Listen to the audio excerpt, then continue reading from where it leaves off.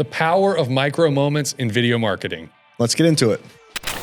Video Mavericks, the small business video marketing podcast. Presented by Workshop Media. With your hosts, Brett and Jeff, sharing a combined 40 years of video production and marketing experience. Take it away. All right, so today's episode is all about micro moments, and micro moments are definitely something that I think we've all interacted with and experienced, but maybe that term is new to some folks. So what is a micro moment? Yeah, so micro moments are, the term was coined by Google. Google told us that though, so I don't know. So anyway, it's the concept of micro moment is this intent-driven interaction. Customer or consumer needs something, so they turn to the internet before taking an action. Yeah, so you might think of it like, I can't figure out where to go to eat tonight. And you pull your phone out and you search restaurants near me. Or maybe you're getting ready for a big event and you can't quite remember how to tie a bow tie. So you pull your phone out, you're searching on Google or on YouTube for how to tie a tie. Well, there's content that's meeting that moment for the person. And that content could be written, it could be pictures, it more than likely is going to be video in today's age. And so we're kind of digging into what are some different ways we can use video to meet those moments, and how does that fit in a business strategy to be there for their customers? So we've talked about what they are. They're interactions where people turn to their devices to learn, discover, or buy something instantly. They're already warm to something, right? Yeah, and I think one of the most important things for a micro moment is that the individual looking for something, they want answers really fast, and so they're not looking to have to scour the whole internet for it. They're not looking to have to dig and do a bunch of reading. They just need an answer. You know, it could be any number of things. They might be trying to buy something. They might be looking to learn something, to be entertained, whatever that is. They need it quickly. And which really makes a great case for video content, because video content can be catered to give you information very quickly. That's where that strategy comes in too, right? And you can actually determine what a good video, a good micro moment video would be by maybe looking into your frequently asked questions, or, think about some of the things that you might have searched as it pertains to your business. And those are going to be things where short, impactful, not necessarily short, but impactful videos that answer that very specific question or that very specific need. That's a great way to do that. You can also, it takes a little bit more know-how, but you can also find out what types of things people are searching for on Google that pertain to your industry. Which is a really good way to kind of see where maybe you can fit some content in to serve people in your region or in your customer base, by knowing what types of questions they're asking. And then you'll know what type of content to create to answer those questions for those micro moments when they're looking for answers. Yep. So I kind of mentioned it a little bit ago. They don't have to be short. A lot of times they are short, but really depends on the subject matter. May take a lot more time to, dig into. One thing's for certain though, take advantage of the first few seconds and make sure that the video you've created is going to keep your viewer engaged, keep them entertained. Make sure your video is the one that they chose to learn how to tie that bow tie, or whatever it is. Yeah, so maybe a great strategy to consider in that case is let them know right up front what to expect from the content they're looking at. If you're thinking about you're serving a need for someone who is looking for answers right away, tell them what you're going to tell them so that they can decide right away, is this the right piece of content for me? Hey, I'm going to teach you how to tie a bow tie in the next 30 seconds. And wait till the end to see, whatever.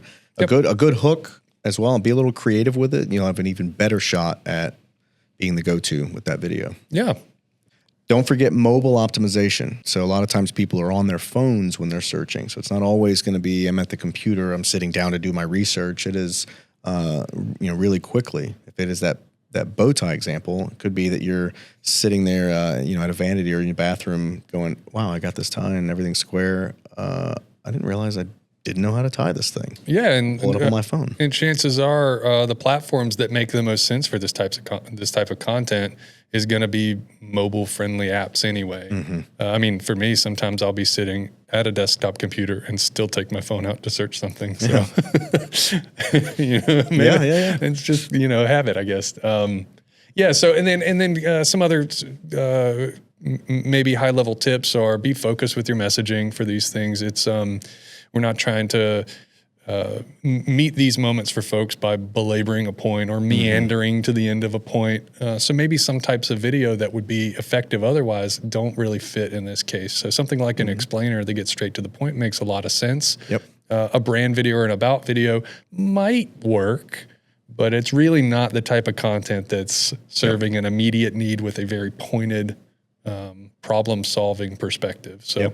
I would say that you definitely want to keep calls to action in there too. I mean, it's a great opportunity for, the last 5 seconds of that to go, hey, if you want more information like this, or if you want to see what our offering is because you came to learn about this, we have 500 different ties that we sell, like you came here to learn how to tie this thing, but did you know that we are actually the leader in bow tie sales in the Southeast or whatever, call to action is going to be a great way to just kind of plug that in there, especially if you got people, you've hooked them and they stayed through the whole runtime of that video content. So. Yeah. So we've used a how-to example with the tie example, but there are other types of videos that you might consider. There's things like product teasers that are just going to kind of give a glimpse into something. Product comparisons. Yeah, product comparisons. That's one that I can say for certain that I search product comparisons with almost every single purchase I make. I just want to know, am I making the right choice? So I'll take my phone out. I'll go, the best, and then I want to see, or is this product good? Or just type in this product versus this product, right? Yeah, and just see what it gives back to you. Yeah, and then you spend a few minutes just gathering some information right before that last minute decision. So that's meeting a moment for a customer, and you could compare products within your own company. Even if you've got multiple offerings, it doesn't mean that you have to go and find a competitor necessarily. But you can create content that's going to help people arrive at a decision. And it's just additional value, right? You're saying, hey, we have different offerings, we have different products or services. We need to make sure that you're aligning to the right one within our walls. Yeah, and that's a great point. It's not always going to be Pepsi versus Coke. It could be Pepsi versus Pepsi. Whoa. Pepsi 1, Pepsi 2, whatever it is now. Crystal Pepsi? Wasn't that one? All right. So some other examples. A skincare brand, how to get rid of acne in 10 seconds. Yep. A product for I don't know, some kitchen utensil or something. The fastest way to chop veggies. Watch this. Yep. Or how maybe it's a how-to for a specific product, like how to wax your skis. And it's put out by the manufacturer of either the wax or the ski. It makes perfect sense, right? Or the company that sells both. Or the company that sells both. Or a company that's just in the industry. You don't even have to sell either of those things. Maybe maybe you make jackets. Maybe you're the resort. Maybe you're a concierge that's taking people to the mountain. I mean, there's a number of ways that you can kind of look at angling your way in there. You're a logistics company. I mean, that picks people up and takes them from airport to ski resort. To ski resort, and you go how to wax your skis. Crazy. I like that. I like that a lot. So yeah, I think the point here is we're trying to kind of help open some minds to how you can create this ultra specific content. Yep. That it's kind of creative ways to get in there, and frankly, it gives you a lot of leeway to be creative and to maybe justify a video that you just really want to make, but you can't quite make sense of it yet. Yep. There's a really easy way to get these done because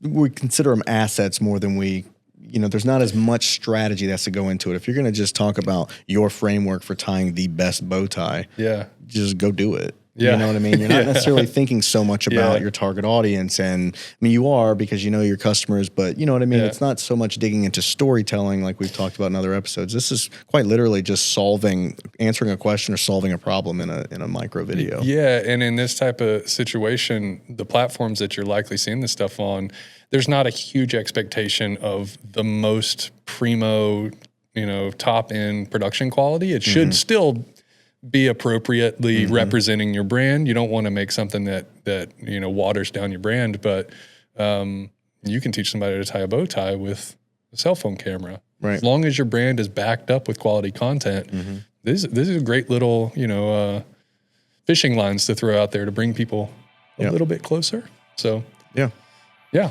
So where are some areas that micro moment videos would be best used? I think the one that I probably interact with most regularly is Instagram content, and it's that the scrollable Instagram content. Yep. So stories and reels are very common, which it's kind of interesting because you see a lot of this type of content on there, but you're not necessarily searching for that content. Right, doom scrolling. The algorithm will give you things that it knows you want, which you got to be careful, right? You went and saw the first 1, maybe 2, 3 videos max, and now you're 10 videos in and you have no idea where you began. Or I ask my wife a question in the other room, and then the phone answers it for me when I pick it up. Yeah, now you're getting served content. Yeah, you got to be careful with Instagram, and also I guess probably YouTube and TikTok, but with getting caught up in the sort of trend loop, right? Yeah, that content will be on there. The content, the micro moments, and the content you might be looking for. How do I tie that tie? Restaurants near me, whatever it is. But you might get lost in the trend loop where it's not really serving your need anymore.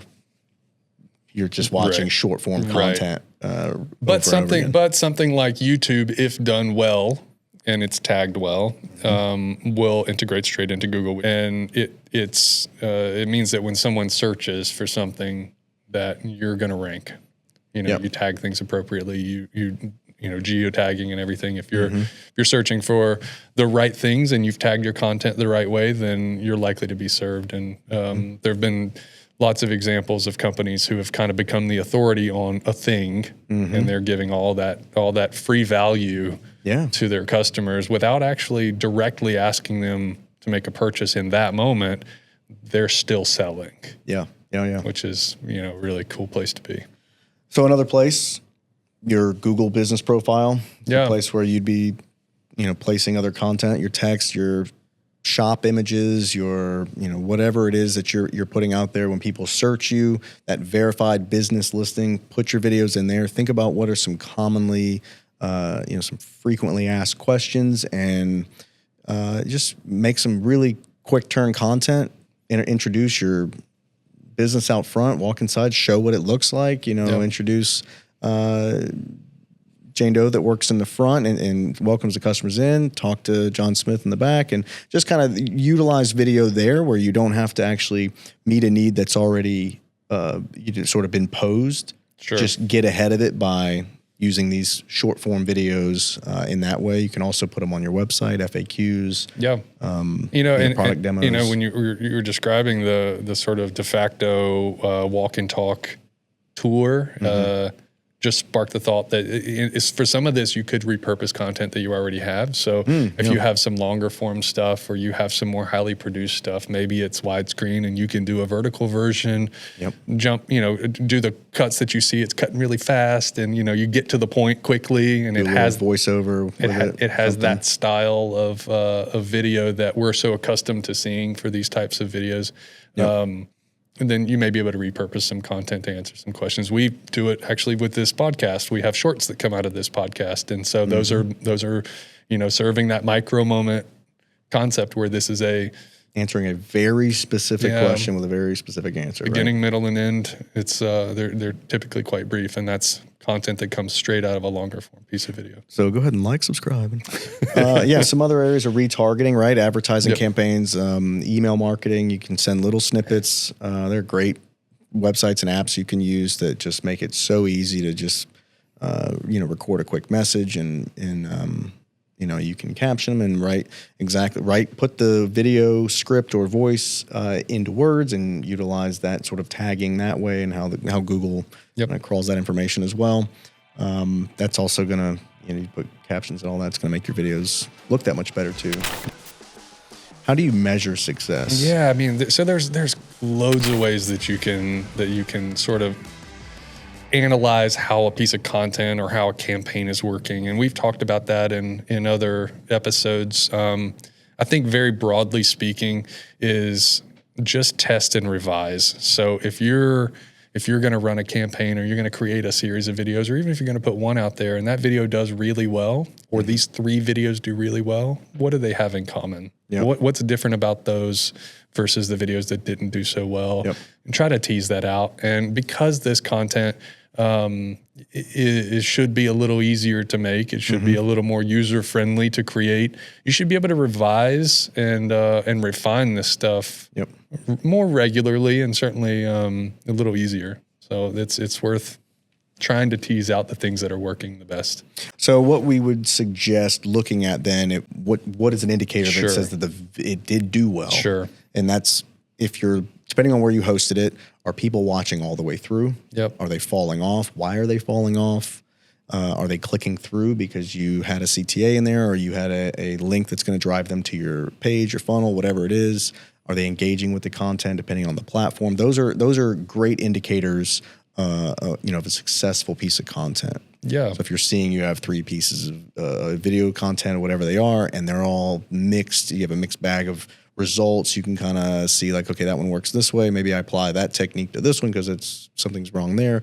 Or if they're all doing well in the same way, then you have a greater chance of success making new ones because you know exactly that this group of content is successful for whatever reason. You can also look at what other folks in your industry are doing that seems to be working, you know, or if someone else is making content that's very similar to what you're trying to do, why are they winning and you're not? You know, some of it, quite frankly, the platforms have a little bit of a chokehold from the algorithm side that you just have to break through.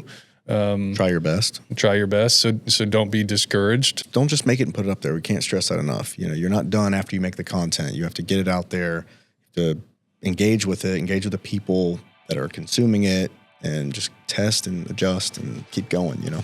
So let's do a recap. What do we got? Micro moments. Micro moments are these little moments that happen throughout the day where people are reaching for answers online. Yep. And videos are going to be an amazing way to meet the consumer in this fast-paced digital world. They're already consuming videos, so make the videos for these micro moments. Yep. And then test and refine them as needed until you feel like you're getting the audience that you're after, you're getting the results that you're looking for.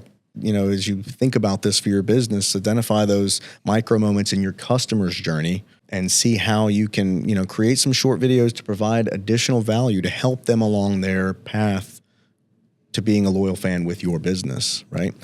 That's all you could do here, is to take this information and see how you can apply what we're talking about to your own business to ultimately provide value to those around you. Yeah. Thanks so much for riding along with us. Subscribe.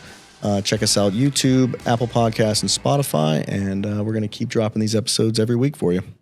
See ya.